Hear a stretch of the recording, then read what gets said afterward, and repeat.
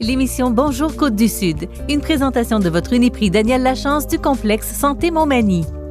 Chez Uniprix Daniel Lachance, notre priorité, c'est d'abord vous offrir un service de proximité, personnalisé et professionnel. Des pharmaciens toujours disponibles pour assurer la qualité des soins. Les plus grandes marques dans les cosmétiques, un grand choix pour soins corporels, service rapide de livraison. Uniprix Daniel Lachance du complexe Santé Montmagny, 5 boulevard Taché-Ouest, 88 248 55 95. Les Caisses Desjardins de Montmagny-Lillet, fiers partenaires de l'émission Bonjour Côte-du-Sud. Les Caisses Desjardins de Montmagny-Lillet, fiers partenaires de l'émission Bonjour Côte-du-Sud. Tous ensemble, nous contribuons à faire rayonner des milliers de jeunes. Desjardins, toujours là pour faire briller la jeunesse. Mercredi 9 septembre 2020. Un camion remorque force la fermeture de l'autoroute 20 à Berthier-sur-Mer suite à une sortie de route. Bernard Généreux exclu du nouveau cabinet fantôme conservateur. Des travaux de réfection près de 7 millions de dollars à l'aéroport de Montmagny. COVID-19, Québec met en place un système d'alerte et d'intervention régionale. Un cycliste se fait frapper par une camionnette à Saint-Roch-des-Aulnay. Sonia Morin de Lillet est finaliste au prix Femmes d'affaires du Québec. Les cas de COVID-19 dans les écoles se multiplient. L'enseignement à la maison s'organise. Un adolescent happé par une camionnette à Saint-Pamphile. Économie et un nouveau projet de loi. La session d'automne s'annonce chargée pour le député Denis Tardy. Tous les détails de ces nouvelles dans un instant.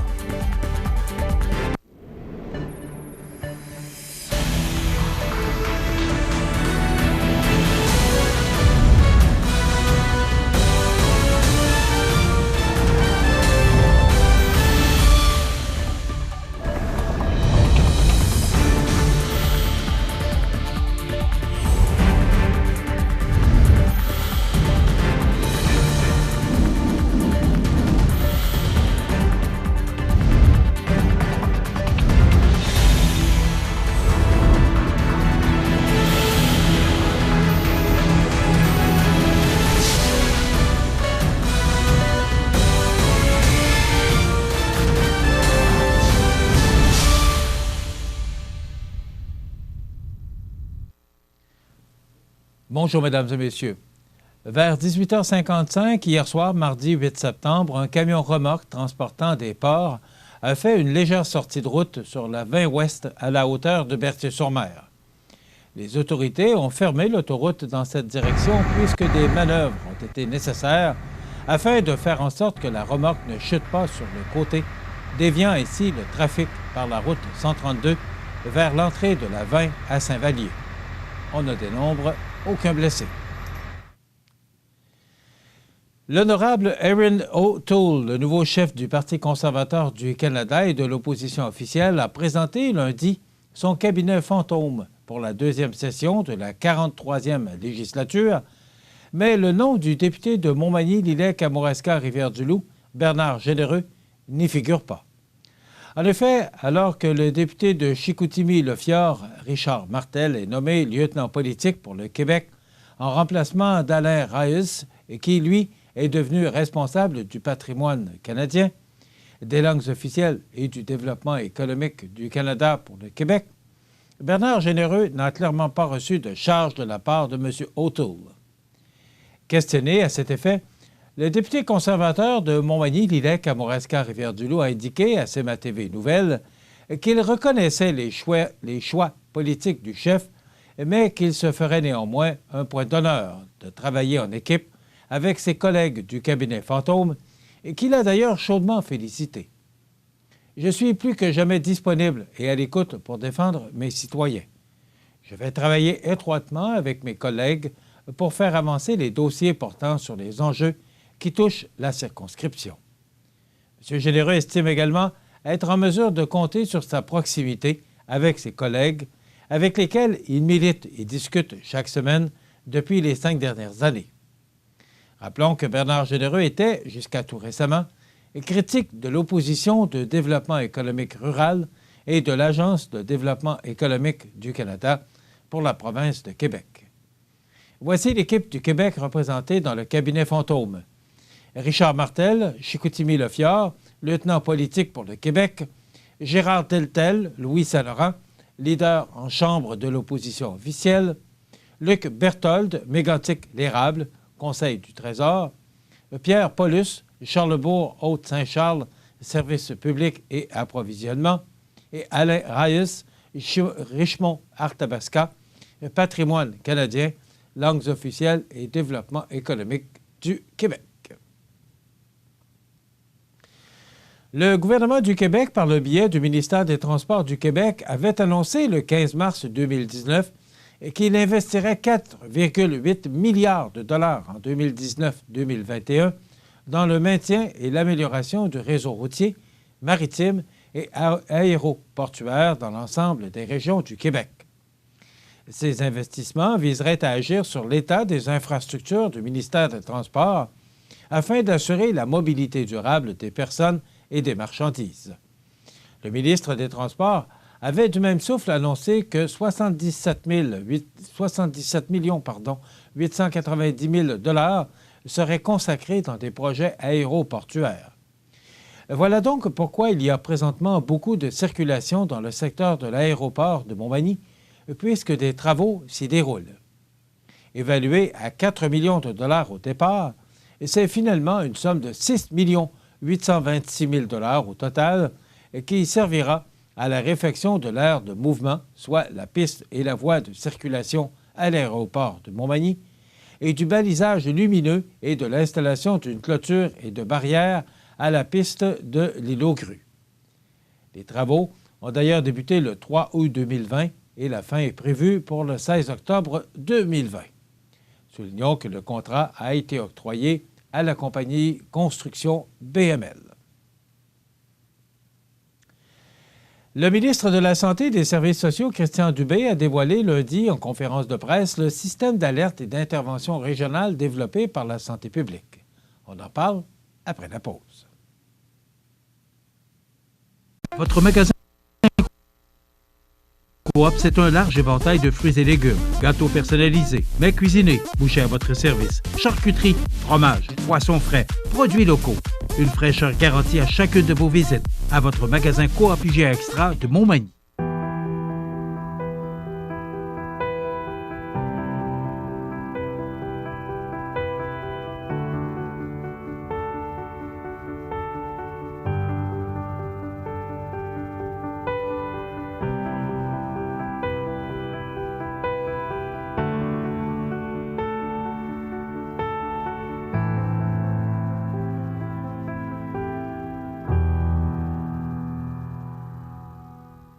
Vous regardez CEMA TV, le réseau d'information de la Côte-du-Sud.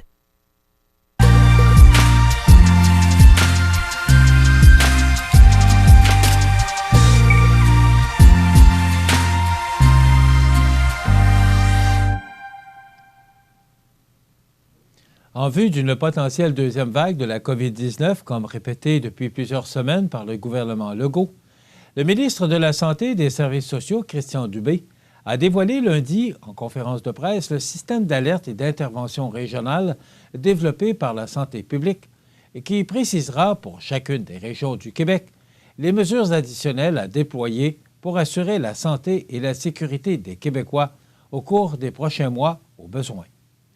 Ainsi, s'il devient nécessaire d'intervenir davantage pour ralentir la transmission du virus dans une région du Québec, les mesures mises en place dépendront du niveau d'alerte atteint pour cette même région.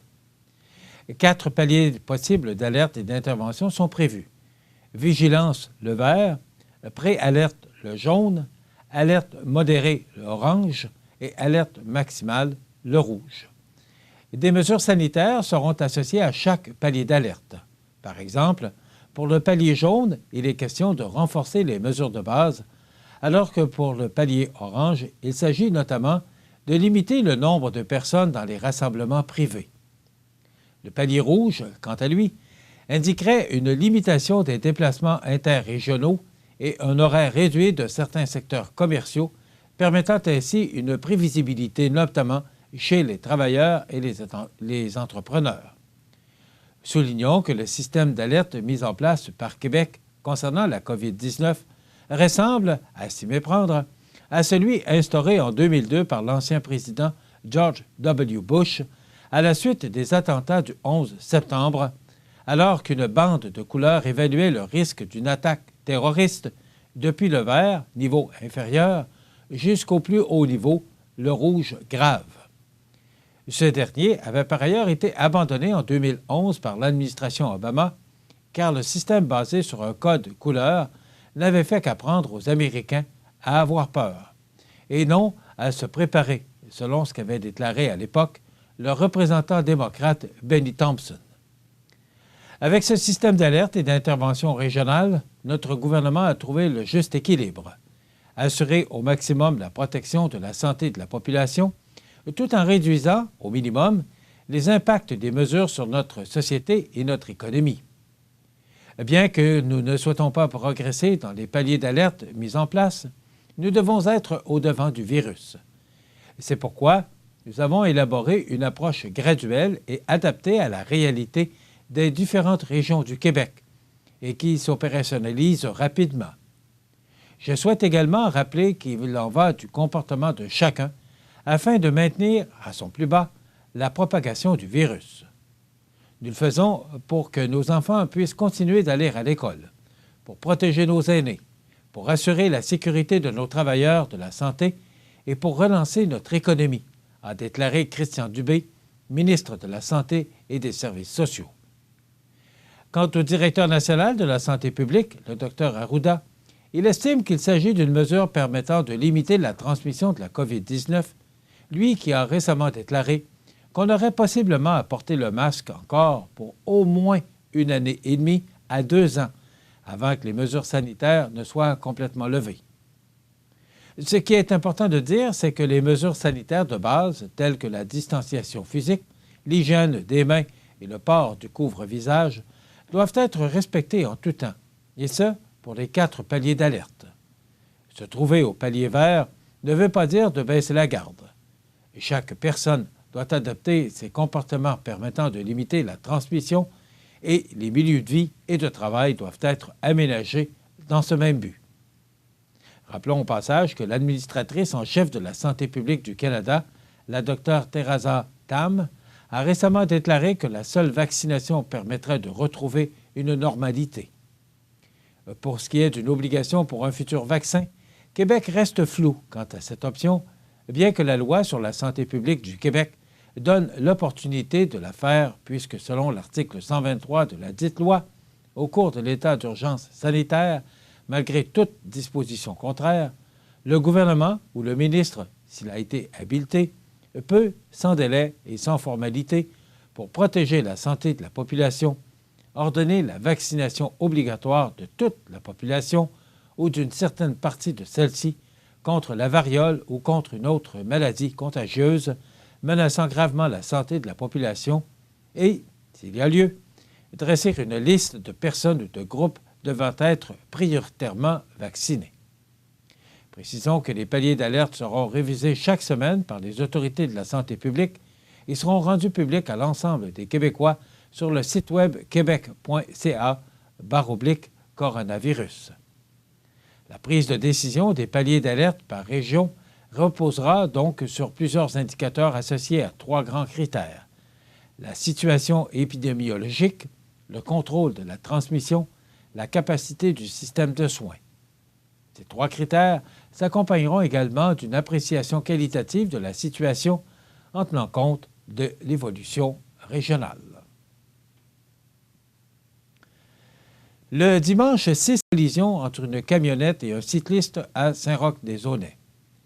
Selon le service des communications de la Sûreté du Québec, la camionnette circulait en direction ouest sur la 132 dans une zone de 90 km/h lorsque l'accident s'est produit juste en face du camping des Aunais.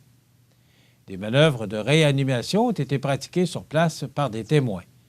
Malheureusement, son décès a été constaté au centre hospitalier. La victime est Roger Cloutier, 67 ans, de Saint-Roch-des-Aunais. Le conducteur du camion, un homme de 59 ans de Saint-Roch-des-Aunais, également, a été arrêté après avoir échoué un test dans l'appareil de détection approuvé.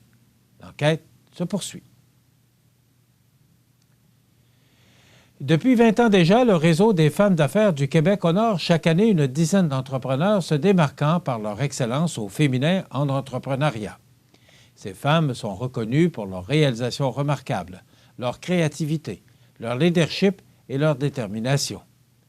Malgré la pandémie et l'ampleur des enjeux auxquels faisaient face les femmes d'affaires de partout au Québec, elles ont été nombreuses à soumettre leur candidature au Réseau des femmes d'affaires du Québec 2020. C'est avec honneur que Mme Sonia Morin, PDG Les Quartiers A, a appris qu'elle était sélectionnée à titre de finaliste dans la catégorie Nouvel entrepreneur. Les finalistes se retrouvent par ailleurs dans l'élection du 9 septembre du journal Les Affaires. Je suis très fier de cette nomination provinciale. Et cela fait 21 ans que je travaille auprès des aînés et que je me dévoue à eux. Faire le saut en entrepreneuriat était d'entreprendre un défi énorme. Mais aujourd'hui, on vient reconnaître tous les efforts investis, a mentionné Mme Morin. C'est le 17 novembre prochain, lors du gala en web diffusion, que les lauréates seront connues dans chacune des 11 catégories. Nous souhaitons ainsi la meilleure des chances à Mme Morin. Alors que les cas de COVID-19 s'additionnent dans les écoles, l'enseignement à distance s'organise pour les centaines d'élèves qui sont en congé forcé à la maison. On en parle après la pause. Le 19 septembre, la municipalité de Notre-Dame-du-Rosaire et le Centre d'entraide familiale de la MRC de Montmagny tiendront la 6e édition de la course aux couleurs du Sud. Participez à une course familiale de 1 km ou relevez le défi du 5 ou 10 km. Plusieurs départs prévus en avant-midi et services de cantine sur place.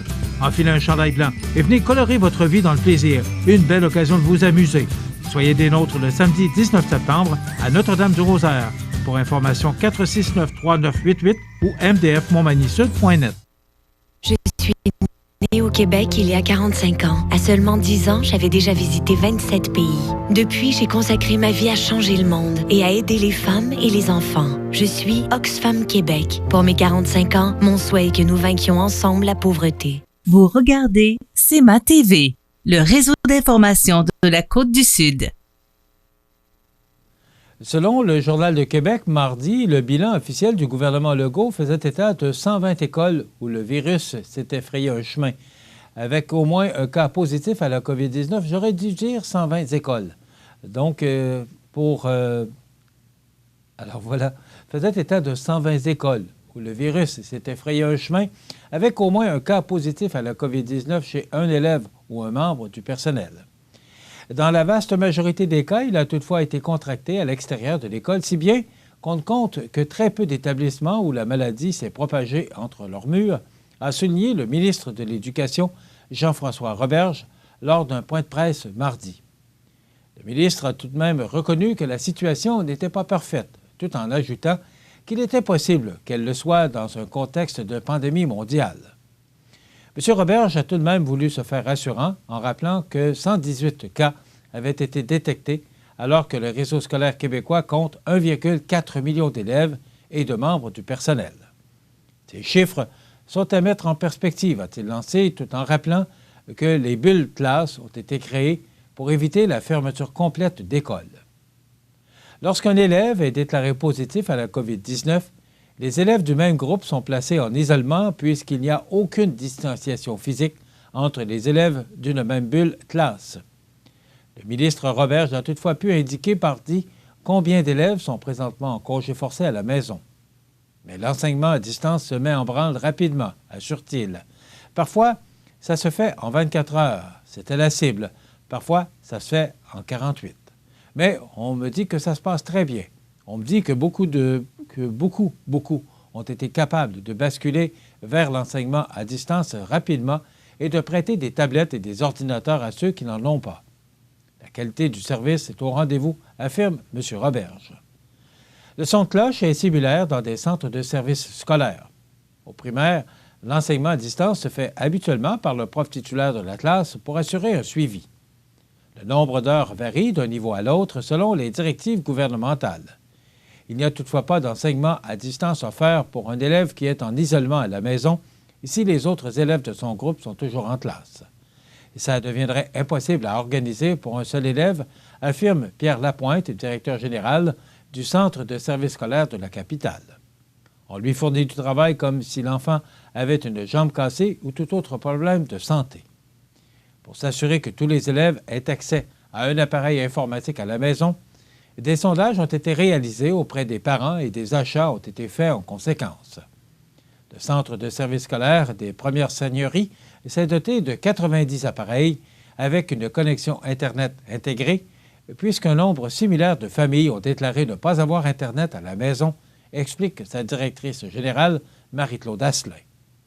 Un service à l'auto a aussi été organisé la semaine dernière à l'école secondaire de Neuchâtel afin de permettre aux parents de venir chercher une tablette ou un ordinateur pour leur enfant en isolement à la maison.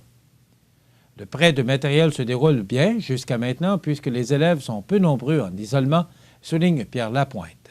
Là, c'est un groupe à la fois. Si un jour c'était par exemple tous les élèves de secondaire 1 d'une école ou même une école complète, là ce serait un défi, affirme-t-il. Ça pourrait être difficile d'y arriver.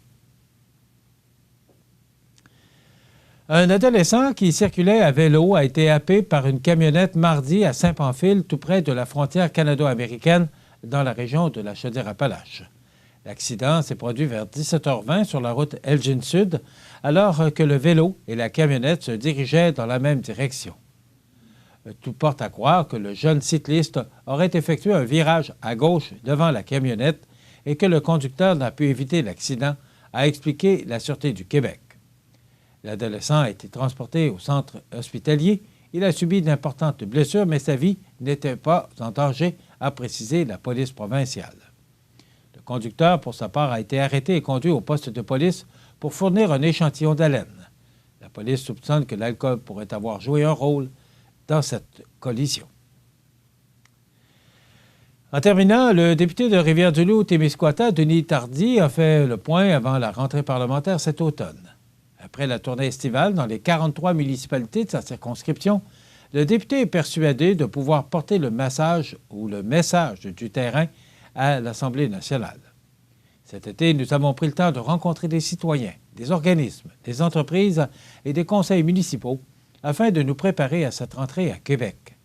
Je sais que la situation n'a pas toujours été rose dans une première vague, mais je suis persuadé que nous serons à la hauteur si nous devions en surmonter une seconde. Lors d'un point de presse, le député a indiqué qu'il recommençait les travaux parlementaires dès la semaine du 14 septembre. De plus, il participera à un caucus avant la session au Parlement les 10 et 11 septembre prochains. Et c'est lors de cette rencontre des élus de la CAQ que le député pourra discuter des enjeux du terrain. Pour la prochaine session parlementaire, le député a l'intention de préparer un projet de loi sur le transfert des informations et des dossiers dans les bureaux de circonscription après une élection. Rappelons qu'à son arrivée au pouvoir, M. Tardy a trouvé tous les classeurs vides de députés précédents, le libéral Jean Damour, ce qui a occasionné plus de travail pour lui et son équipe, mais aussi une importante perte de l'argent des contribuables, puisqu'ils ont payé 2 fois pour faire les archives de la circonscription. C'est important pour moi de conserver les acquis des citoyens auprès de leurs députés. Ce n'est pas normal de devoir refaire tout ce travail avant de commencer à travailler pour notre circonscription après une élection, d'ajouter M. Tardy. En plus du projet de loi, le député met l'économie en tête de liste des priorités puisque, selon lui, il sera essentiel de relancer l'économie le plus rapidement possible. Ce dernier discutera donc de l'aide aux entreprises, de l'aide aux organismes communautaires, ainsi que de la consolidation des emplois en région. Finalement, Denis Tardy a profité de ce point de presse pour faire 2 annonces. D'abord, une aide financière de 389 932 $ pour le prolongement du sentier pour les véhicules hors route à Rivière-du-Loup.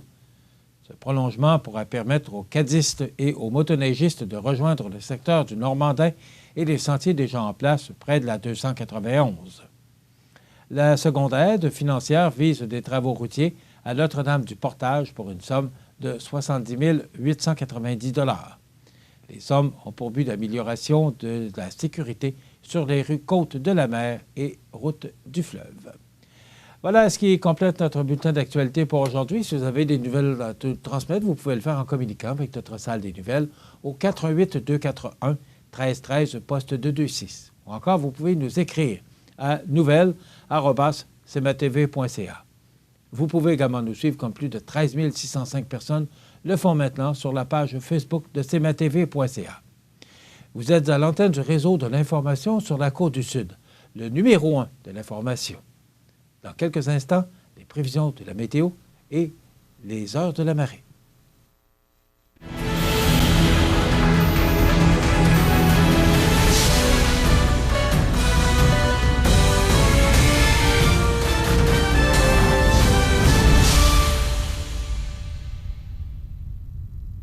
Les Caisses des Jardins de Montmagny-Lillet, fier partenaire de l'émission Bonjour Côte-du-Sud. Les partenaires suivants sont fiers de s'associer à cette portion de notre programmation. Ça bouge à Saint-Cyril-de-Lessard. La municipalité prolonge la rue L'Or. Développement L'Or Plus, c'est 14 terrains à vendre au coût d'environ 9 000 $ aux 53 sous du pied carré. Prêt à construire, disponible et offrant tous les services. De bonne superficie, ces terrains sont situés au cœur du village. De plus, vous bénéficierez d'un crédit taxe sur 3 ans. À quelques minutes des grands axes routiers, c'est une occasion unique d'être propriétaire dans un coin de pays majestueux. Pour obtenir plus d'informations, 247-5186. Vous regardez CMA TV, le réseau d'information de la Côte-du-Sud. Les prévisions de la météo. Une présentation de Laurando Portes et Fenêtres, 164 4e rue Montmagny. Laurando Portes et Fenêtres, haute performance et qualité à juste prix. Des produits certifiés Énergie-Star directement du fabricant et un savoir-faire depuis maintenant 100 ans. Laurando Portes et Fenêtres, fabrication, vente, installation, financement et salle de montre au 164 4e rue à Montmagny et sur laurando.com. Alors, à la météo, eh bien, d'abord, si on regarde notre image radar, vous remarquerez là, qu'il y a une masse nuageuse et de la pluie, là, particulièrement sur le nord du Québec. Mais ça va nous envahir. Nous, il y a déjà, le temps est très nuageux ce matin. Donc, c'est de la pluie qu'on nous prévoit pour toutes les régions du Québec. Donc, 60 de probabilité d'averse tard en avant-midi et en après-midi. Vent devenant du nord-est à 20 km/h au cours de l'avant-midi. Température stable à près de 13 degrés. Ce soir et la nuit prochaine, pluie intermittente, vent du nord-est de 20 km/h avec un minimum frais de 10 degrés. Demain, jeudi, ce système-là qui nous atteint pour à peu près 48 heures nous donnera de la pluie intermittente avec des températures stables et fraîches à 11 degrés, ce qui est bien en deçà des normales saisonnières. Dans la nuit de jeudi à vendredi, averse avec un minimum de 8. Et pour vendredi, ça se dégage pour nous apporter une journée ensoleillée avec du temps frais, maximum de 15 degrés. Pour la fin de semaine, on nous parle de la journée de samedi qui sera ensoleillée avec un maximum de 19 degrés, 18 pour Kamouraska. Et pour dimanche, c'est le retour de la pluie avec un maximum frais de 16 degrés. La semaine débutera sous les nuages avec 60 de probabilité d'averse, maximum de 18 degrés. Et pour mardi, alternance de soleil et de nuages avec un maximum de 17 degrés. Donc, si vous avez remarqué, là, pour les prochains 16 jours, on sera sous les normales de saison qui sont de 18 le jour et 6 la nuit. Le soleil s'est levé à 6h12 ce matin, se couchera à 19h06, heure avancée de l'Est. Entre 1996 et 2019, la température la plus élevée, 31 degrés en 2001 et 1,5 degré en 2018 pour la plus basse. On a reçu 2,2 mm de pluie hier pour mardi. Le maximum a été enregistré de 22,2 degrés et le minimum au cours de la nuit dernière de 10,2 degrés. La pression barométrique est à 102,6 kPa à la hausse. L'humidité est très élevée, à 92 % et les vents maintenant soufflent de direction nord-est faiblement à 4 km/h. Il fait actuellement 13 degrés sous un ciel nuageux. Les heures de la marée, eh bien, elle était basse à 4h50 ce matin. Elle sera haute à 16h56 et de nouveau basse. Alors, on reprend ça, parce qu'il y avait une petite erreur. Donc, elle était haute à 4h50, elle sera basse à 16h56 et de nouveau haute à 22h55. Voilà, ça complète les prévisions de la météo pour ce mercredi 9 septembre.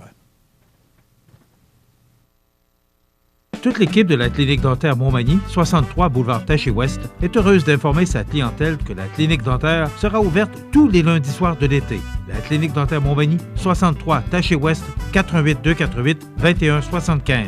On vous attend. Le 19 septembre, la municipalité de Notre-Dame-du-Rosaire et le Centre d'entraide familiale de la MRC de Montmagny tiendront la 6e édition de la course aux couleurs du Sud. Participez à une course familiale de 1 km ou relevez le défi du 5 ou 10 km. Plusieurs départs prévus en avant-midi et services de cantine sur place.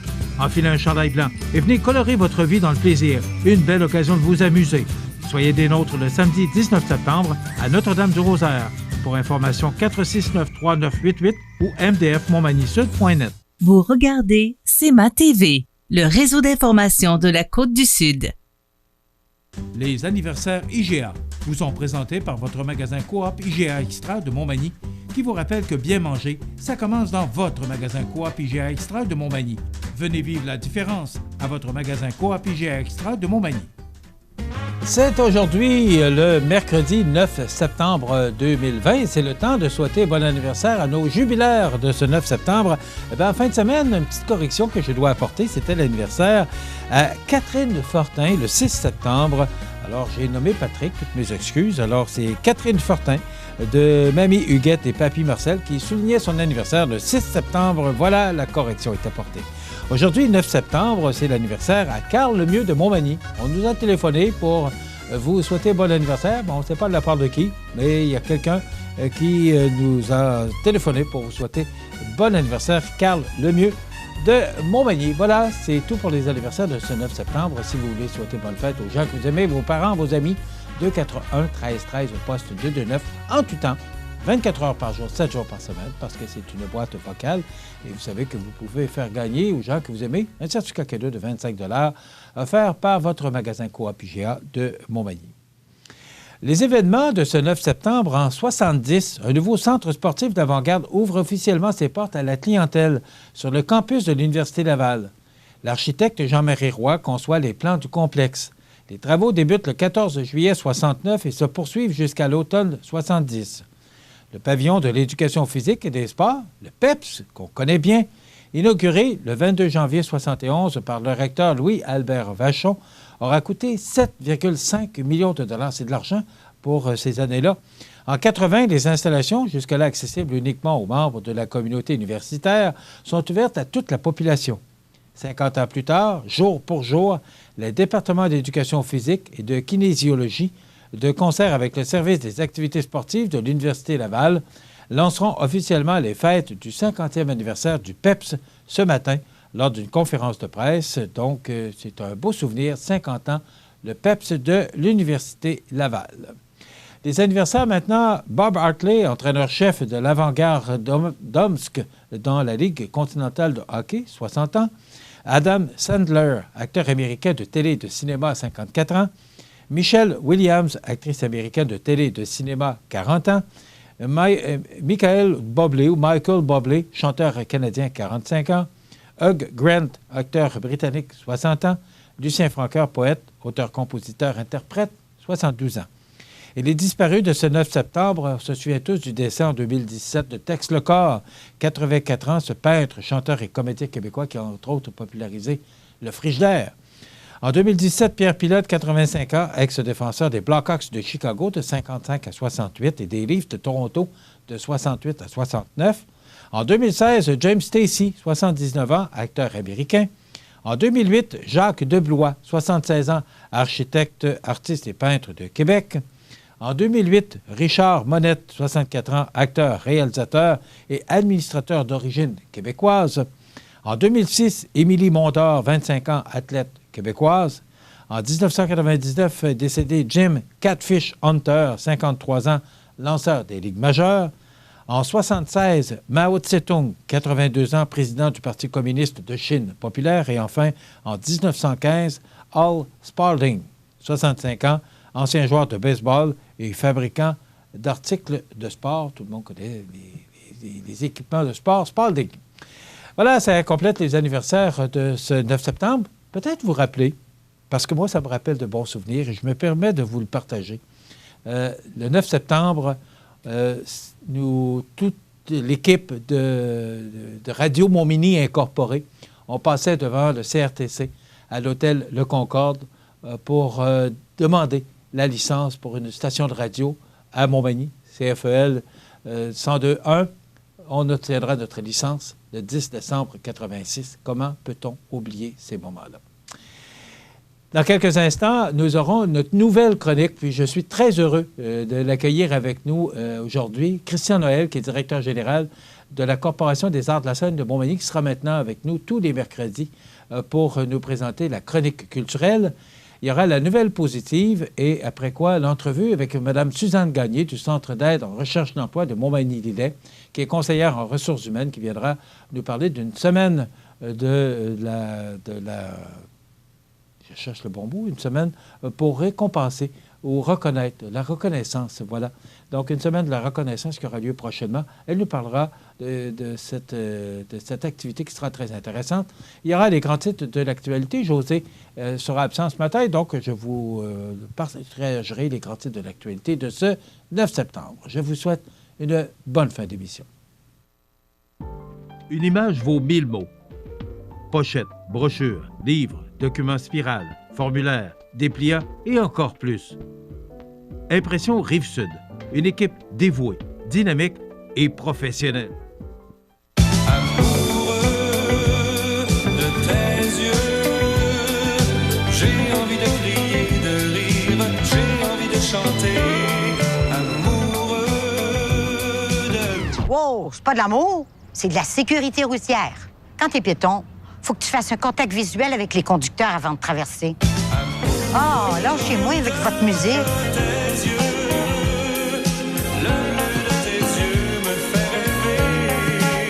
La baleine noire de l'Atlantique Nord se trouve dans les eaux peu profondes au large de la côte est du Canada. Tel un énorme filtre, ce gros cétacé utilise ses fanons pour capturer et manger de minuscules créatures marines. Durant les 500 dernières années, la chasse excessive de cette baleine l'a amenée aux portes de l'extinction. Aujourd'hui, elle fait encore face à des menaces, dont les collisions avec des navires et l'empêtrement dans des filets de pêche. C'est l'une des baleines les plus rares au Canada. Pour en savoir plus, ffdp.ca. Vous regardez CEMA TV, le réseau d'information de la Côte-du-Sud.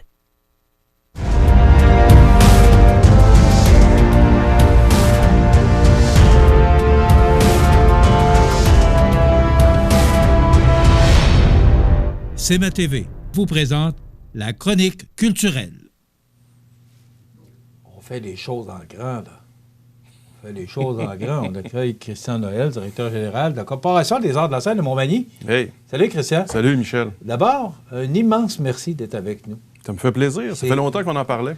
C'est grandement apprécié. D'abord, c'est un besoin sur nos ondes que de présenter une chronique culturelle. Bon, on sait que les arts de la scène sont très impliqués au niveau du spectacle, bien sûr. Il y a le cinéma. Il y a beaucoup d'activités culturelles. Donc, je pense que c'était approprié.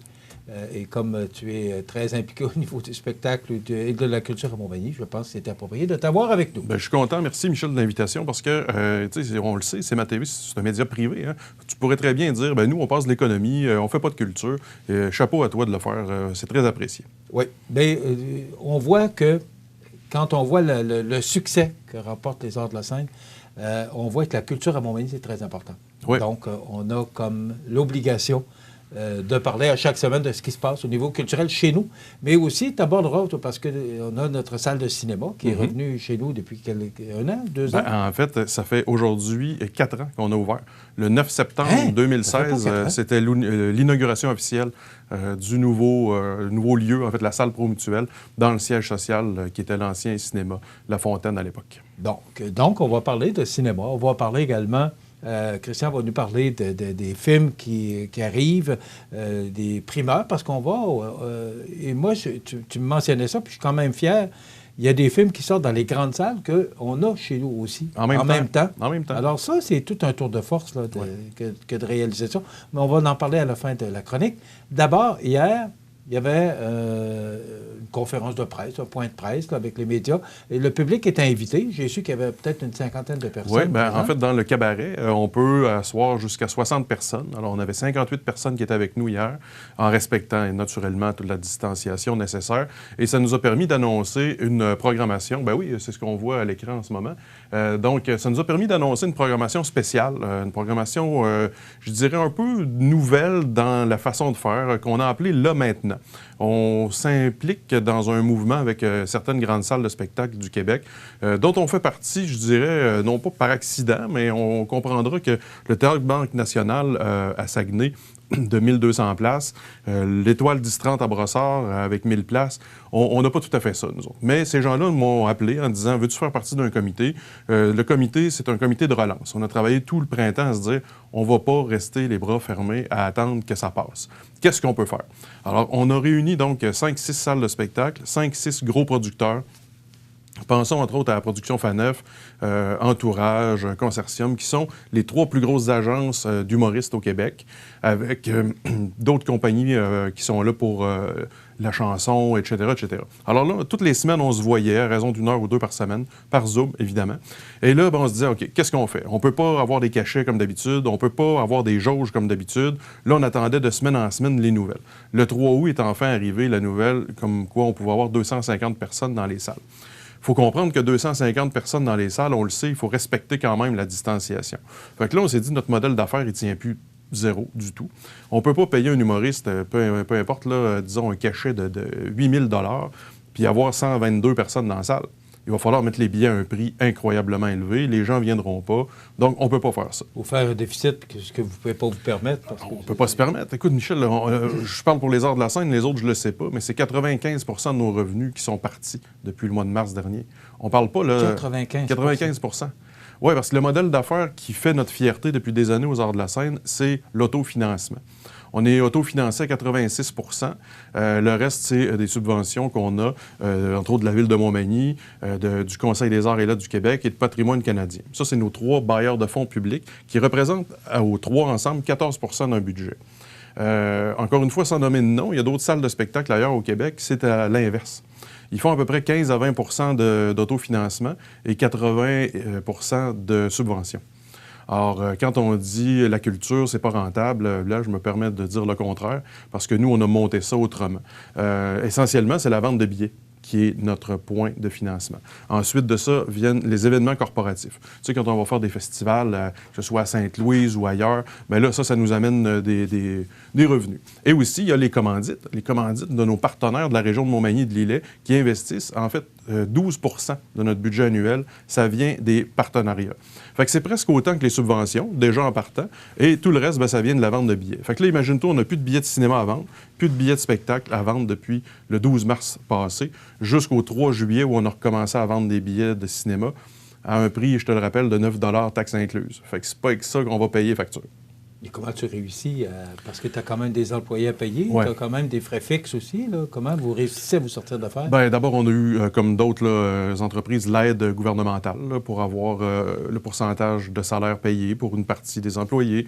On a aussi eu un prêt, qu'on va évidemment devoir rembourser, mais en attendant, on a ça. Puis on avait aussi des billets de vendus d'avance. Donc là, la seule chose, c'est que ces billets-là, bien, ils étaient vendus.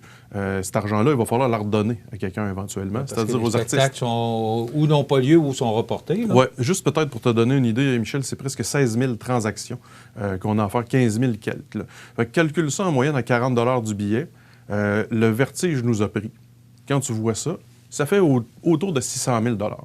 Fait que là, tu te dis, ouais, OK, s'il faut rembourser ça, je ne sais pas ce qu'on va faire. Et là, les gens de Montmagny et de la région ont été, je dirais, pas au-delà de nos attentes, mais très, très réceptifs à nos propositions.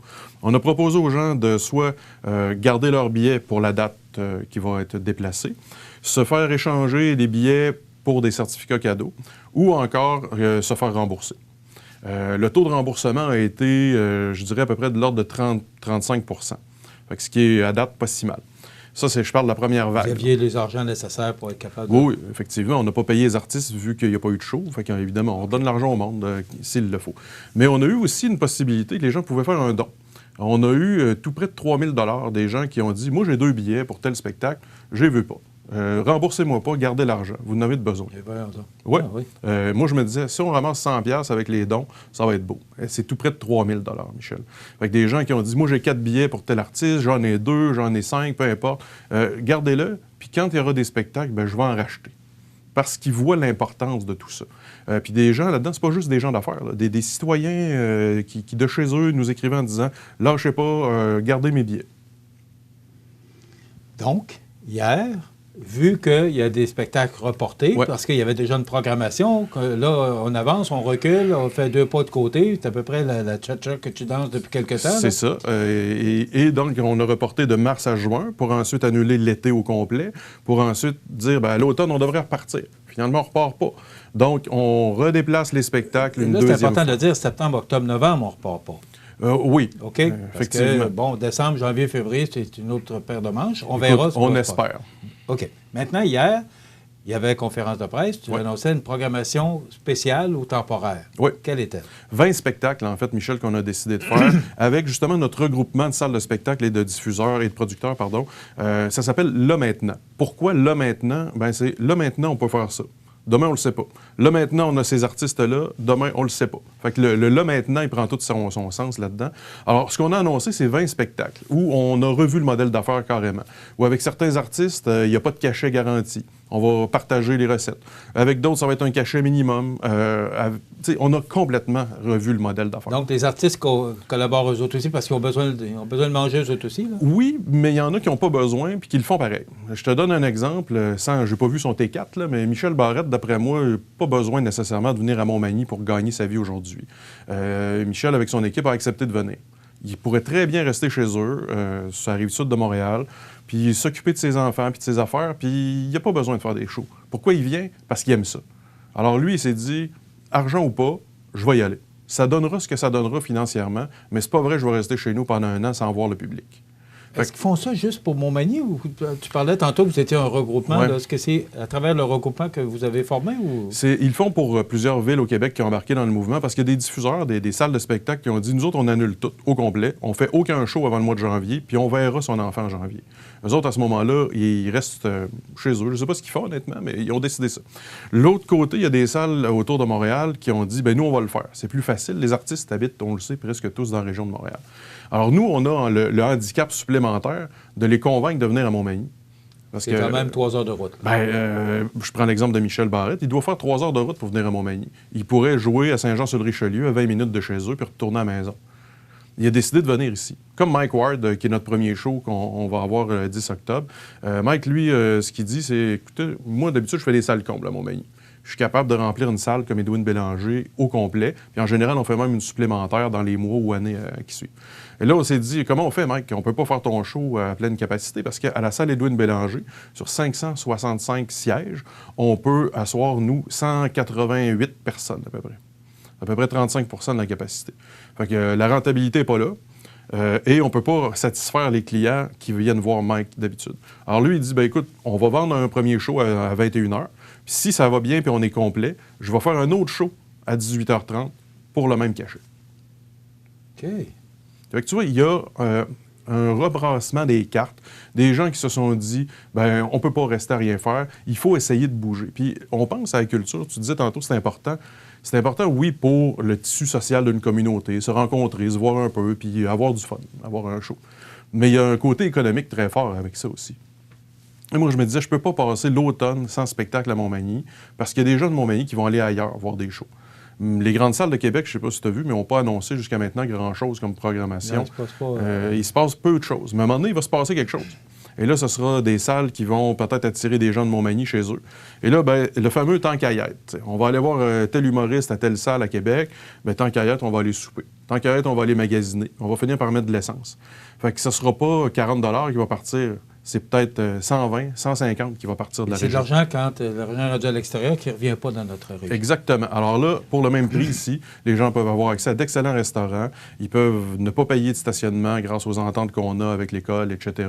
Puis on n'a pas augmenté les prix de billets, Michel. J'ai pas mis les billets de Mike Ward à 70$. Ils sont à 40 $, la même affaire que quand il est venu il y a 2 ans. OK. Maintenant, est-ce que tu peux nous donner la liste, parce que le temps passe rapidement, la liste des spectacles, là, maintenant? Oui, alors le premier show, Mike Ward, le 10 octobre. On a ensuite le Bibliothécaire, un show pour enfants. Je prends 2 secondes pour t'expliquer ce que c'est.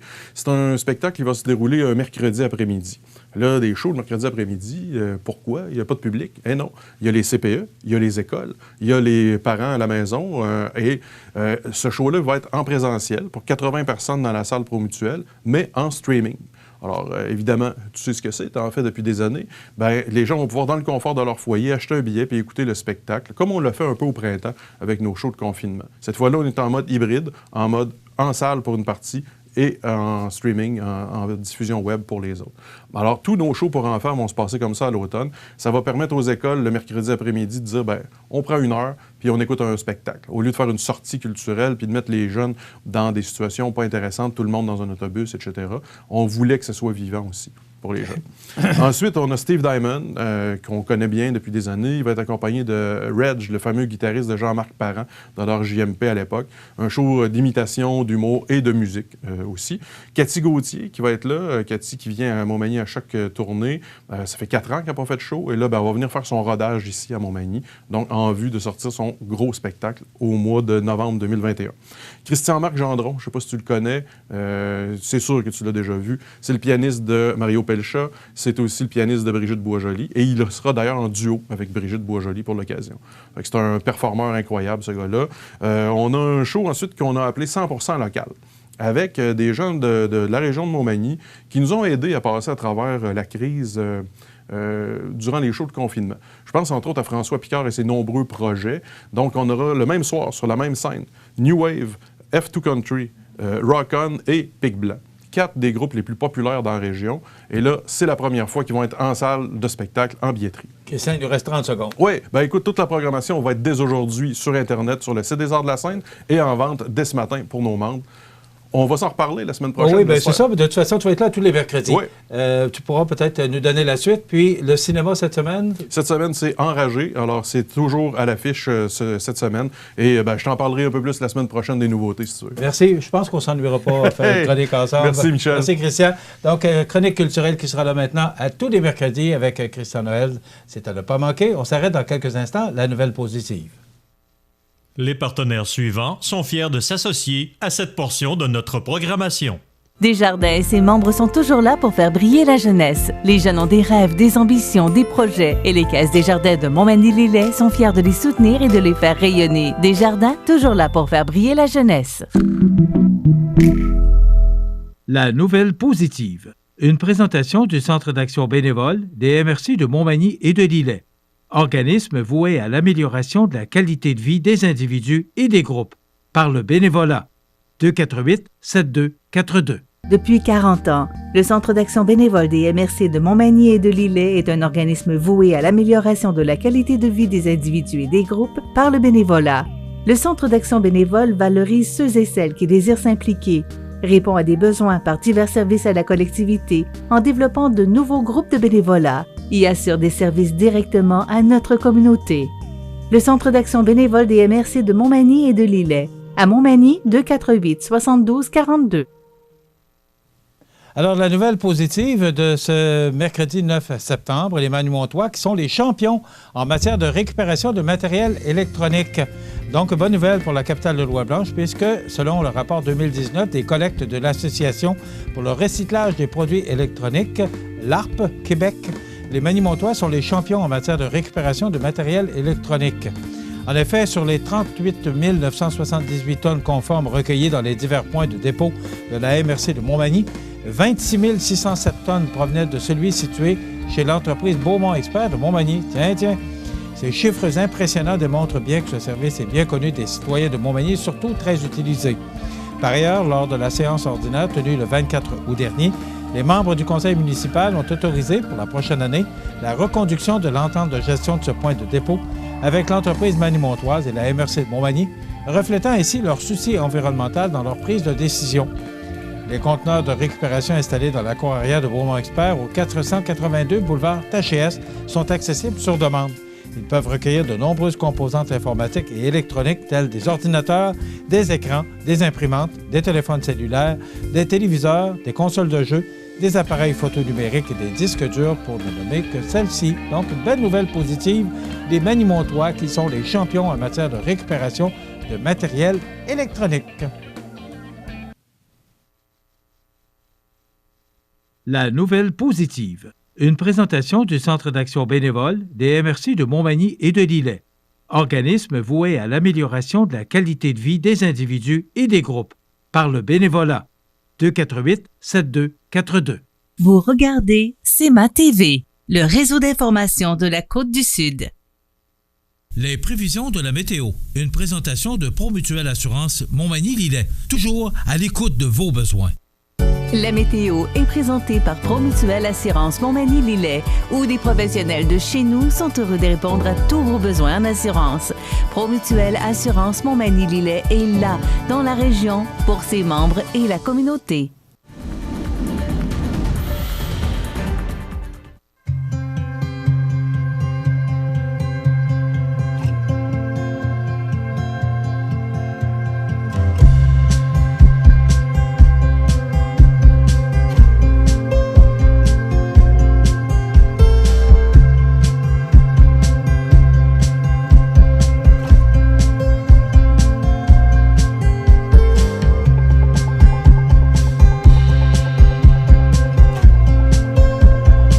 Vous regardez CEMA TV, le réseau d'information de la Côte-du-Sud.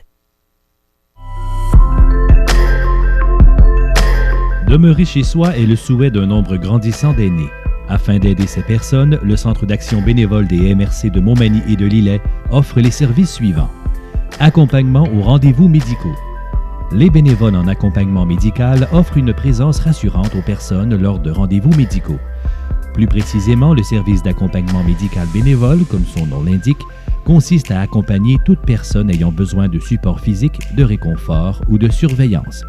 J'avais besoin d'aller consulter mon médecin à Québec et j'avais entendu parler du CECB qui avait un procédé d'accompagnement.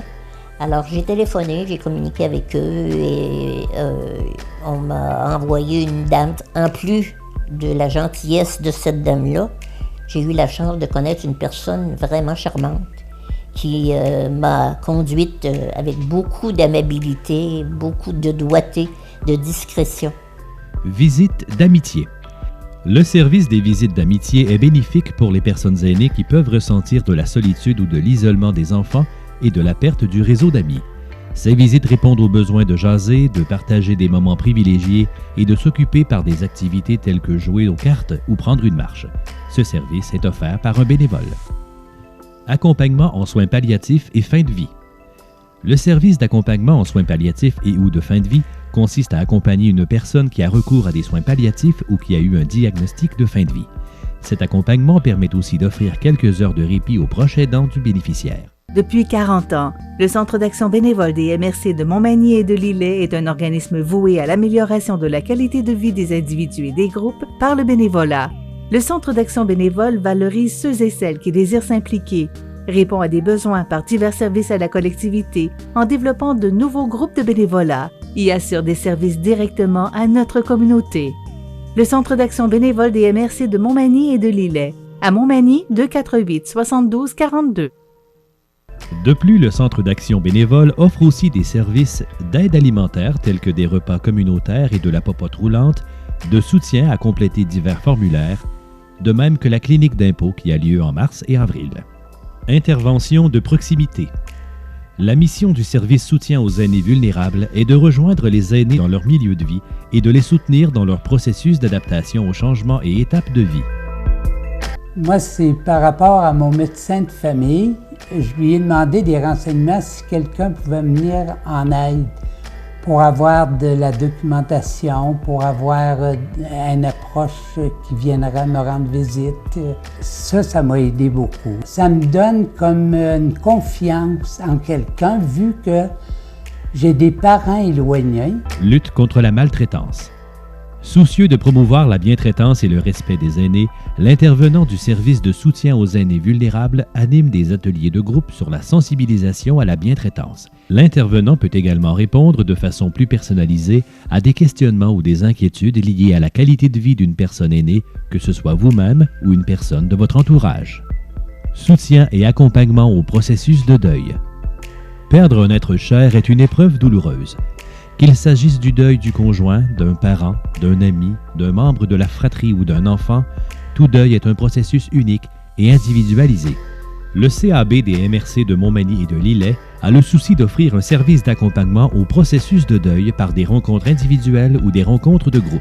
Les rencontres de groupe, basées sur la philosophie de Jean Montbourquette, sont de 12 rencontres consécutives.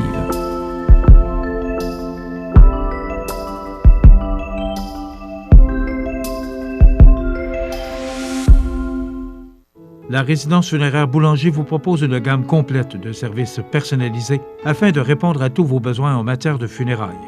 Nous vous fournissons des installations de services innovants qui répondent en évolution des familles d'aujourd'hui. Nous prenons soin de vous afin que vous puissiez vous concentrer sur ce qu'il y a de plus important, votre famille, vos amis et vous-même. Salon funéraire adapté pour votre plus grand confort, grand stationnement et facilité d'accès. La résidence funéraire Boulanger, pour bien faire dans la dignité. Veuillez prendre note qu'aujourd'hui, il n'y a pas d'avis de décès. Vous regardez CEMA TV, le réseau d'information de la Côte-du-Sud.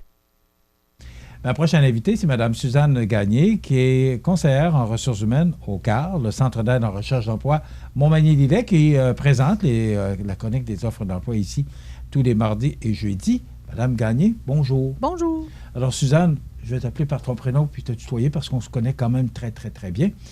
Suzanne, tu viens nous parler de la Semaine de la reconnaissance. C'est la deuxième édition. C'est du 2 au 6 novembre prochain.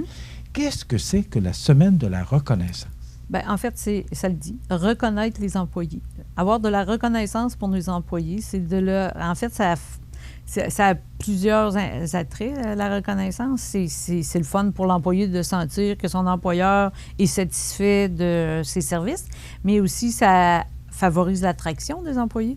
Ça se dit entre eux autres, « Hey, c'est le fun chez nous, on a des belles activités, ils nous reconnaissent, on sent qu'on est apprécié. » C'est ça, la reconnaissance des employés. Fait que ça attire aussi des gens. Fait que ceux qui sont en recrutement, gênez-vous pas, c'est le temps. Mais pourquoi tenir une semaine de la reconnaissance? Bien, justement parce que la difficulté de trouver des employés est là, est présente. Elle a toujours été depuis quelques années. À cause de tout ça, bien, il faut en faire un peu plus. Il faut que les gens le sentent, qu'ils sont appréciés dans l'entreprise. Si tu travailles là, tu passes beaucoup d'heures dans une semaine à ton travail. Il faut que ça soit plaisant, que ce soit agréable pour tout le monde, d'être reconnu, de sentir que ton employeur est satisfait de ce que tu fais. Tu sais, c'est pas à tous les jours, c'est pas... Mais en le faisant une semaine comme ça, bien, je pense que ça met le doigt dessus. Ici, on vous apprécie. Mais est-ce qu'on a besoin d'aller là?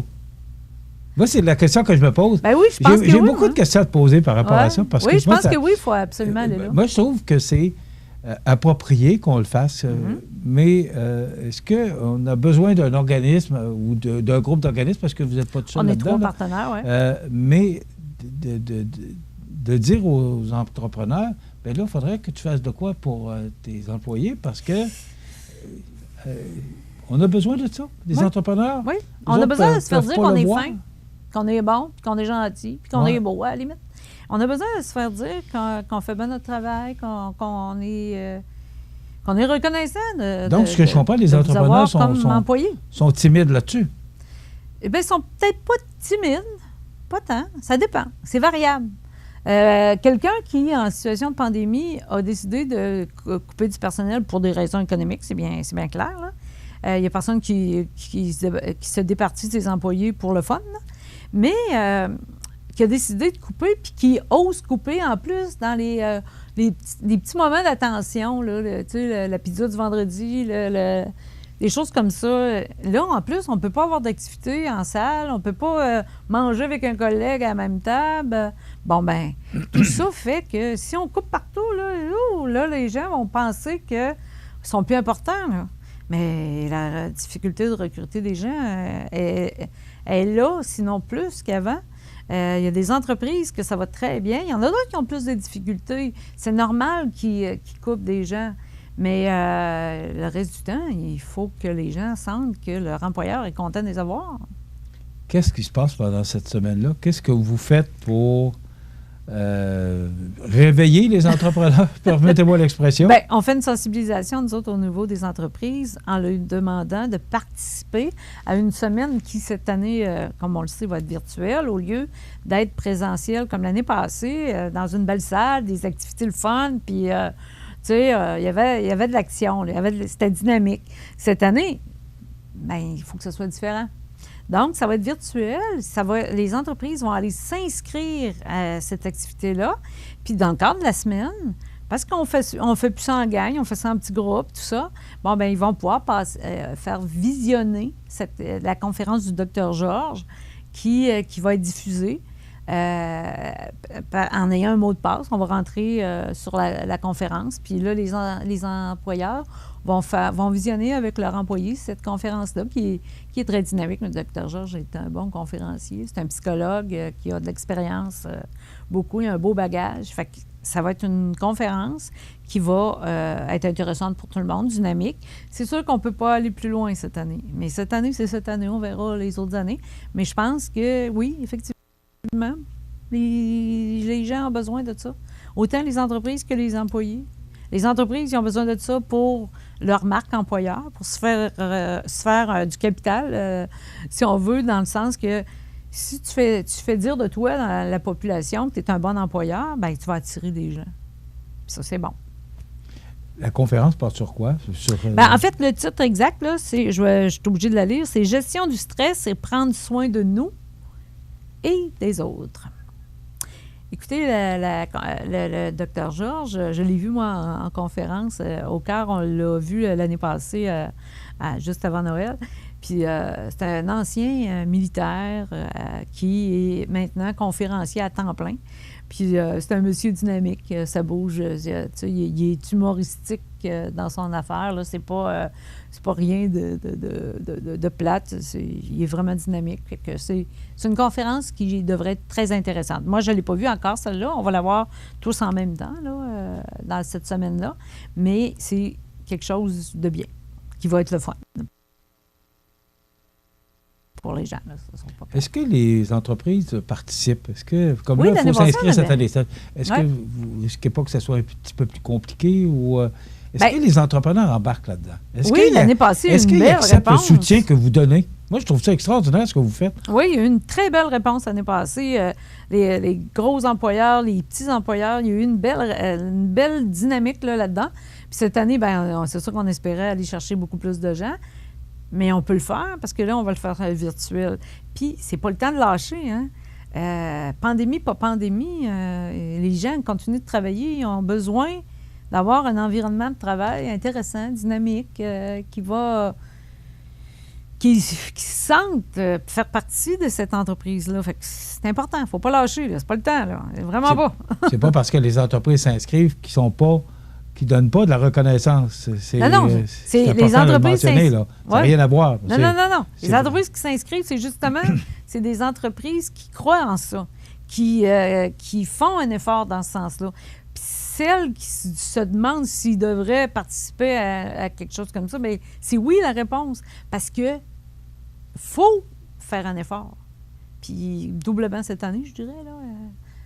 Ne serait-ce que tout étant plus compliqué, on le sait, puis les rapprochements entre les gens, puis les claques dans le dos, là, ça ne revole pas nulle part, personne n'a le droit de faire ça, là. Fait qu'il faut absolument que... Oui, il faut que les gens s'inscrivent à cette activité-là. Est-ce que selon toi, Suzanne, étant donné justement cette pandémie-là, parce que vous avez tenu la semaine de la reconnaissance l'an passé, vous revenez avec ça cette année, est-ce que la pandémie peut être une cause qu'on oublie parfois d'être reconnaissant envers nos employés ou nos... Bien, les employeurs qui croient en cette gratitude-là, cette forme de reconnaissance, là, de justement dire à leurs gens, regardez, on vous apprécie, on fait des activités, bien là, oui, cette année, c'est encore plus important. Parce que là, ils ont été obligés de couper sur bien des points. Fait que là, il faut justement qu'ils fassent comme un point. Tu sais, c'est du 2 au 6 novembre, là, c'est le moment de le dire. Les gens peuvent envoyer... Le télétravail, les gens ne sont pas dans l'entreprise. Oui, c'est ça, parce qu'il y a des conditions. Tu apportes un bon point. Ouais. Télétravail, l'employé il n'est pas là. Il n'est pas là. Mais tu peux lui envoyer un cadeau par la poste. Tu peux faire livrer chez lui, je ne sais pas, quelque chose qui va faire rappeler l'image de l'entreprise avec le logo de l'entreprise, un objet. C'est pas des dépenses énormes pour les entreprises. Mais l'employé qui est chez lui, là, puis qui se demande s'il fait encore partie de l'entreprise, là, il va trouver ça intéressant. Puis ça va lui faire du bien. Parce qu'il ne faut pas l'oublier. Hein? Ça a changé beaucoup de choses, mais il ne faut pas oublier qu'un humain, c'est un humain. Puis ça a besoin d'être reconnu. Puis c'est pour ça, cette semaine-là. Je pense que le fondement là, de la semaine, ça ne peut pas changer, puis ça va toujours être ça. C'est... les employés ont besoin de savoir qu'ils sont importants pour leur employeur. On va s'arrêter quelques instants. Moi, j'aimerais ça maintenant t'entendre dans la deuxième partie, t'entendre sur comment ça va dans la région par rapport... Bon, il y a eu des mises à pied, il y a eu des... parce qu'on avait le problème du suremploi, là, de la pénurie de main-d'œuvre, pardon. Et là, il y a eu des mises à pied à cause de la pandémie.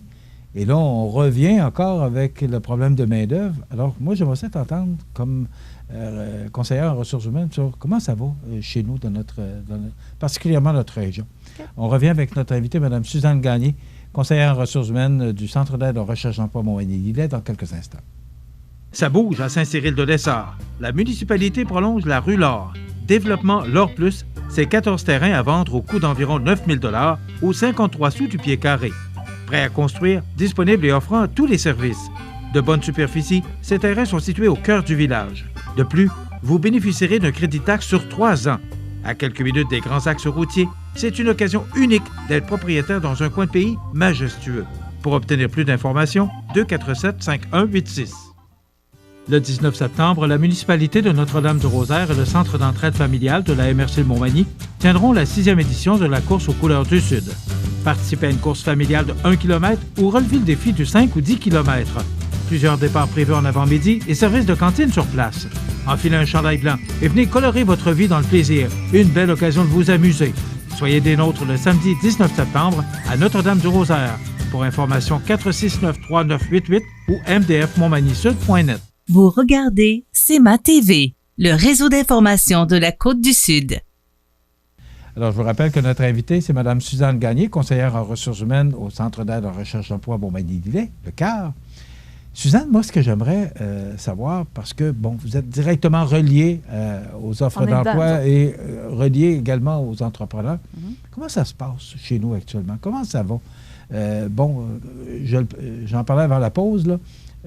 Pénurie de main-d'œuvre, après ça, mise à pied. Et là, on revient avec pénurie de main-d'œuvre et on fait la semaine de reconnaissance justement parce qu'on cherche du monde.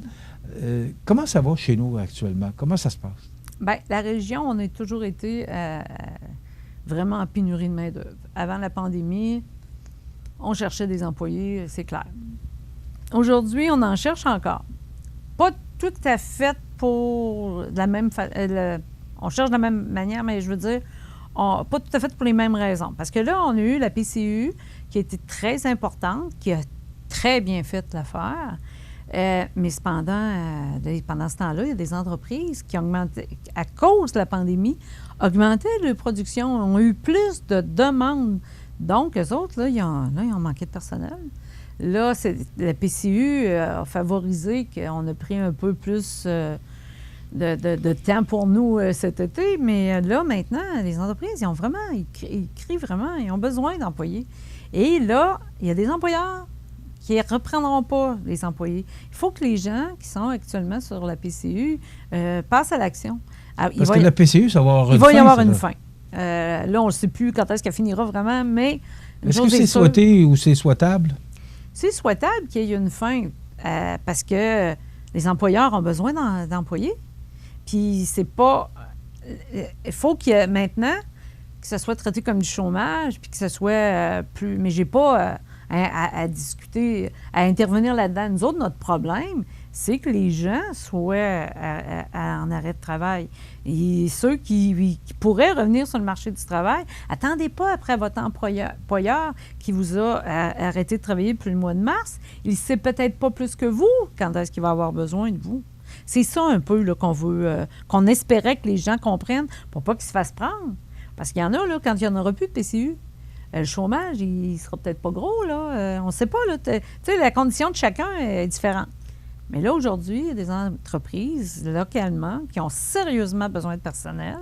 Ils crient de toutes parts pour trouver des solutions, puis ils demandent notre aide ou ils font des démarches publicitaires, tout ça. Bien, c'est sérieux. Ils ont besoin d'employés. Puis ces gens-là, là, qui n'auront peut-être pas d'emploi après tout ça, là, bien, moi, je n'attendrai pas. Je passerai à l'acte. C'est le temps. Parce que, inévitablement, s'il y a une deuxième vague, je ne sais pas ce qui va sortir de ça. Il n'y a personne qui peut le savoir. On n'est pas devin, là. Il y a eu une première vague, il y a eu des dommages collatéraux, mais là, à un moment donné, il faut que les gens reviennent au travail en se disant moi, je vais aller faire ma part aussi pour notre économie, pour la région. Bon, bien, c'est ça. On y va, on retourne, puis... C'est quoi votre rôle là-dedans, exactement? Nous autres, en fait, on aide les entreprises à se trouver des employés. Ça, c'est moi, ma fonction, c'est ça. Mais on trouve aux employés... Mais quand il n'y en a pas... mais là, c'est là l'affaire.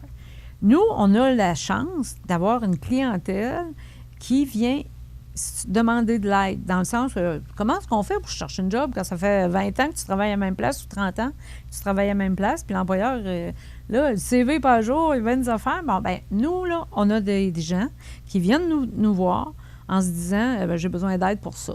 Mais là, nous, on les intègre dans notre service de placement après ça. On les prend, on vérifie c'est quoi le bagage, puis qu'est-ce qu'ils aimeraient faire. Fait que là, on peut faire des matchs. On en fait beaucoup. On recommande des gens dans des entreprises parce qu'ils ont des mandats avec nous. Et à cause de ça, bien là, il y en a qui sont de plus en plus comblés là, dans leurs besoins. Mais ils s'en crient tout le temps. Ils s'en crient tout le temps. Il y a tout le temps des entreprises nouvelles qui font référence à nous parce qu'ils ne trouvent pas. Mais à un moment donné, on ne sait pas ce qui va arriver de tout ça, mais les entreprises qui ont aujourd'hui besoin d'employés, c'est sérieux, ils en ont besoin. Est-ce qu'il faut aller à l'extérieur? Bien là, l'immigration, écoutez, il y a beaucoup d'entreprises qui sont là-dedans. Hein, ça aussi, c'est un autre dossier qui n'est pas de ma compétence, mais on voit qu'il y a beaucoup de gens qui se sont pris en main. Beaucoup d'entreprises, là, ils disaient, hey, moi, je ne trouve pas dans tel ou tel. Bien là, on embarque mais est-ce que c'est la solution rêvée, Suzanne, l'immigration? Mais il n'y en a pas de solution rêvée ou miracle, facile, miracle. Tu sais, non, il n'y en a pas. Mais par contre, ça fait partie de la solution.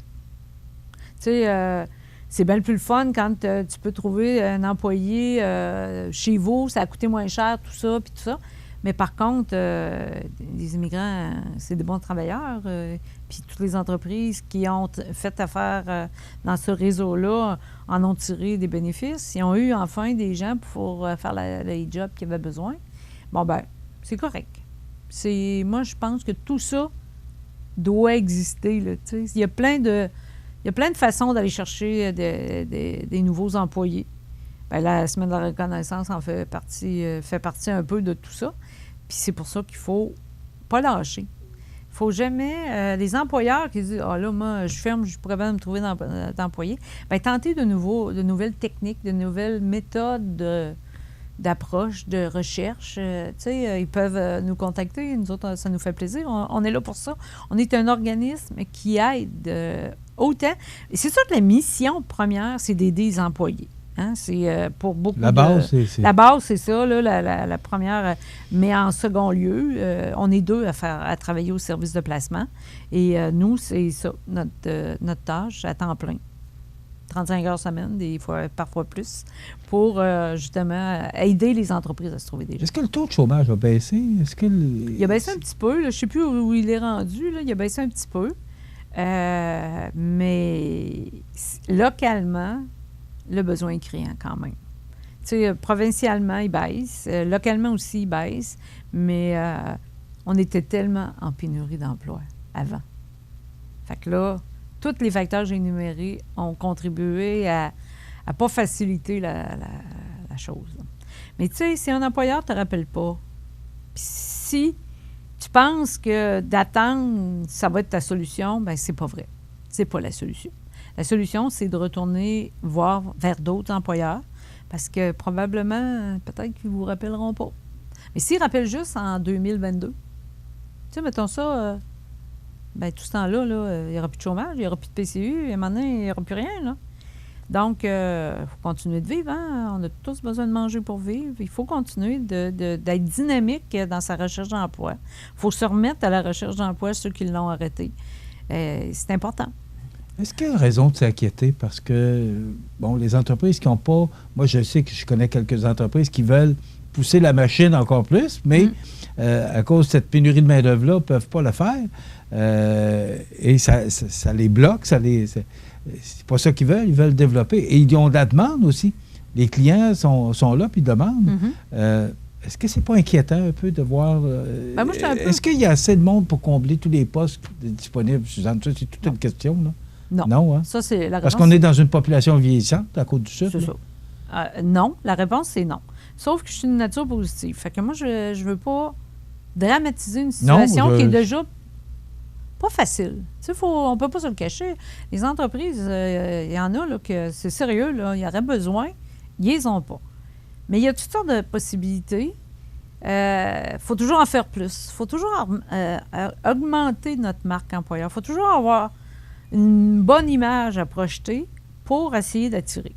Puis ça, c'est fondamental. Je pense que si les gens, en 2020, négligent ça, se disent « je trouverai toujours du monde », bien, c'est plus vrai. Ils ne trouveront plus, les gens. S'ils coupent dans des choses qu'ils ont faites avant la pandémie en se disant « bien, tout le monde le sait que c'est plus difficile », ça non plus, ça ne marchera pas. Il faut vraiment faire un effort de plus. C'est ça qui est... Mais écoute... La semaine de la reconnaissance, du 2 au 6 novembre.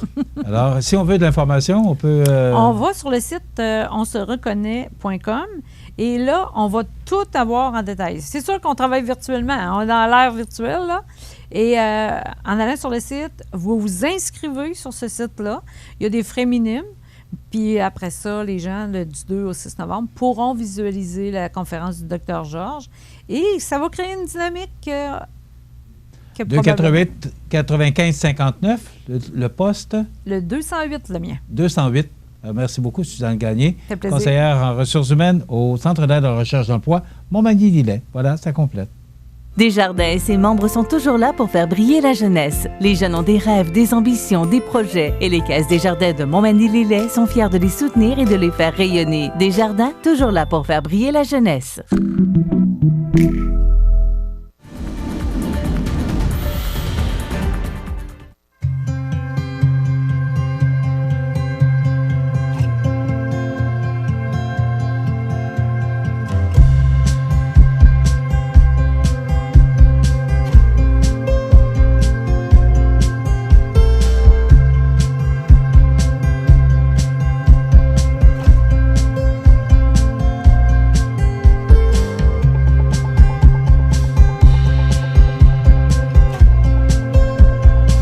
Vous regardez CEMA TV, le réseau d'information de la Côte-du-Sud.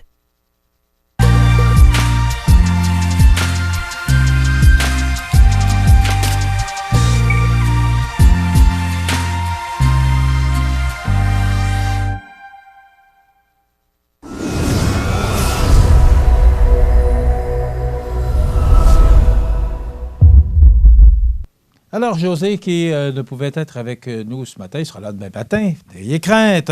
Dans l'actualité, donc, un camion remorque qui force la fermeture de l'autoroute 20 à Berthier-sur-Mer suite à une sortie de route, un camion qui transportait des porcs. Donc, ce qu'on avait peur, c'est que le camion vire sur le côté de la chaussée. Donc, on s'est empressé là, de prendre les mesures nécessaires afin d'éviter cet accident. Donc, on a dû fermer l'autoroute 20 et détourner la circulation vers la route 132 pour quelques heures, le temps de régulariser la situation. Bernard Généreux, exclu du nouveau cabinet fantôme conservateur, il l'a mentionné lorsque je l'ai rencontré vendredi dernier, entrevue qu'on vous a présentée hier, qu'il accepterait la décision de son nouveau chef s'il devait être exclu du cabinet fantôme, ce qu'il a fait, ce qu'il a mentionné hier, parce qu'il a donné ses commentaires. Il félicite les gens qui font partie du cabinet fantôme et pour lui, ça va tout simplement lui donner beaucoup plus de temps pour s'occuper de ses citoyens de sa circonscription. Des travaux de réfection de près de 7 millions de dollars à l'aéroport de Montmagny, également à l'aéroport de l'Île-aux-Grues, la piste d'atterrissage de l'Île-aux-Grues. Tout le monde se demandait, bon, qu'est-ce qui se passe? Ça bouge à l'aéroport de Montmagny particulièrement. Alors, José a fouillé ça pour nous. Et ce qu'on apprend, c'est qu'il y a des travaux de réfection pour tout près de 7 millions de dollars. Donc, on va tout simplement améliorer la piste d'atterrissage, l'asphalter, poser des clôtures, balises et tout le tralala, soit à l'aéroport de Montmagny et également à celle de l'Île-aux-Grues. COVID-19, Québec met en place un système d'alerte et d'intervention régionale. Bien, c'est pas compliqué. Il y aura le vert, le jaune, l'orange et le rouge. Donc, le vert qui signifie tout est maintenu en suivant les mesures sanitaires. Le jaune, tout est maintenu, mais davantage de sensibilisation, d'inspection et de contravention pour assurer le respect des mesures sanitaires. L'orange, arrêt ou restrictions sur des activités plus à risque. Par exemple, limiter le nombre de personnes dans les rassemblements privés ou lieux publics. Et le rouge, fin des activités non essentielles, pouvant aller jusqu'à une limitation des déplacements interrégionaux et un horaire réduit de certains secteurs commerciaux, voire leur fermeture. Donc, vert, jaune, orange et rouge, c'est le nouveau système maintenant qu'on impose. Et à chaque semaine, on nommera les endroits qui doivent prendre des mesures nécessaires et on indiquera la couleur, justement, nécessitant l'intervention de la santé publique. Sonia Morin de Lillet, qui est finaliste au prix Femmes d'affaires du Québec, donc félicitations, Mme Sonia Morin. Les cas de COVID-19 dans les écoles se multiplient, l'enseignement à la maison s'organise. Un adolescent happé par une camionnette à Saint-Pamphile, donc encore une fois, un accident. Là, on dit qu'on ne craindrait pas pour sa vie, mais que cet adolescent est quand même blessé gravement, mais il n'y aurait pas de danger pour sa vie. Économie et un nouveau projet de loi. La session d'automne s'annonce chargée pour le député Tardy dans Rivière-du-Loup, le député caquiste dans Rivière-du-Loup. Maintenant, j'ai, dans le Journal de Québec, vu ce matin, deuxième hausse de prix en autant de mois. Les amateurs de vin plus rares paieront encore plus cher leurs bouteilles à la Société des alcools du Québec. Pour une deuxième fois, en l'espace de quelques semaines, la Société d'État revisera à la hausse le prix de 691 produits, principalement des vins et des spiritueux, achetés par lot. Cette nouvelle augmentation aura lieu le 13 septembre, donc dimanche. La SAQ avait pourtant promis d'effectuer une seule hausse de tarifs en 2020. La direction mentionne que ce gel des prix ne touchait pas les produits vendus par lot. Alors, on trouve toutes sortes de moyens, mais pourtant, on se paie de bons bonis de performance. Alors, qui paie toujours la note? Eh bien, c'est toujours le consommateur. Je suis un peu choqué de ça parce qu'ils n'ont pas de compétition. Alors, personne ne les compétitionne. Oui, on vend des vins dans les épiceries et de bons vins. Puis, il faudrait peut-être, justement, chez IGA, entre autres, on sait qu'on vend de bons vins, on en parle à l'occasion des chroniques culinaires. Bien, il faudrait peut-être montrer notre insatisfaction en allant acheter des vins dans les marchés d'alimentation plutôt qu'elle s'occupe de montrer que ça va faire des augmentations. Ça complète. Demain, Jean-François Roy, directeur du service des loisirs, est avec nous. Je vous souhaite de passer une excellente journée. À demain. Vous regardez CEMA TV, le réseau d'information de la Côte-du-Sud. Le restaurant Thaïzone à Montmagny est maintenant ouvert. Vous aimez les saveurs, les textures et la fraîcheur du thaï? Une simple bouchée de nos plats vous fera vivre le tour de l'Asie. Rendez-vous au Thaïzone, 40 boulevard Taché-Ouest ou commandez directement sur thaïzone.ca.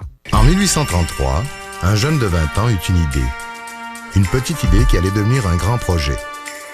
Aujourd'hui, le rêve d'Ozanam est devenu réalité. Au Québec, depuis 1848, la Société de Saint-Vincent-de-Paul est là pour aider lors des pires catastrophes.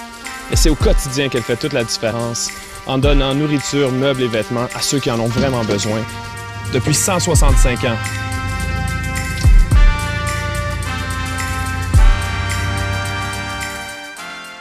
L'émission Bonjour Côte-du-Sud, une présentation de votre Uniprix Daniel Lachance du complexe Santé Montmagny. Service professionnel 88 248 55 95.